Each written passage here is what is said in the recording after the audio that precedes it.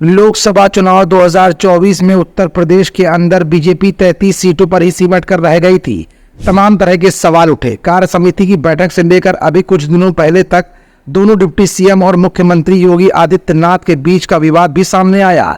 इन सब की वजह थी उत्तर प्रदेश में प्रत्याशित रिजल्ट न मिलना। उसके तुरंत बाद अब विधानसभा के उपचुनाव 10 सीटों पर होने हैं। ऐसे में उत्तर प्रदेश की योगी सरकार का लिटमस टेस्ट होना अभी बाकी है। लेकिन इसी लिटमस टेस्ट में ऐसे तमाम पॉइंट्स भी हैं जिसको लेकर योगी सरकार हैरान और परेशान सी नजर आ रही है। कुछ ऐसे मुद्दे हैं जो इस विधानसभा उपचुनाव में योगी सरकार को सता रहे हैं। आखिर योगी सरकार उपचुनाव में क्यों घबरा रही है और कौन से मुद्दों को विपक्ष के नेता जनता के बीच में हवा देते दिख रहे हैं, ये सब कुछ आज की इस रिपोर्ट में हम आपको दिखाएंगे भी और बताएंगे भी। दरअसल यूपी उपचुनाव के लिए राज्य में सत्तारूढ़ भारतीय जनता पार्टी, विपक्षी दल समाजवादी पार्टी और कांग्रेस पूरी तरह से तैयारियों में जुटे हुए हैं। यूपी की योगी सरकार उपचुनाव से पहले परेशान सी दिखाई दे रही है और उसे लोकसभा चुनाव जैसे रिजल्ट्स का डर सता रहा है।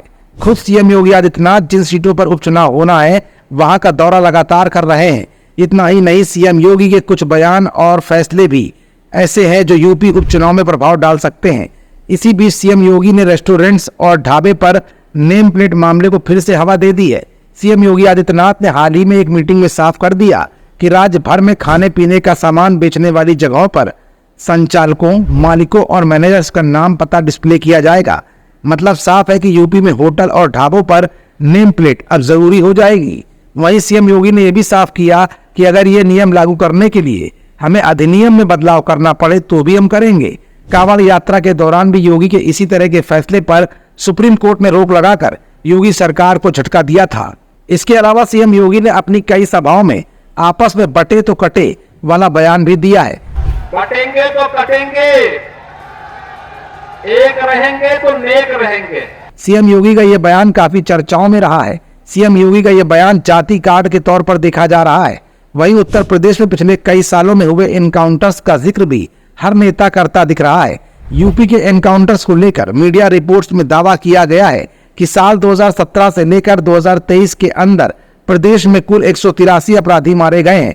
वहीं यूपी एसटीएफ ने मई 2023 से 5 सितंबर 2024 तक मुठभेड़ में कुल 9 अपराधियों को मार गिराया।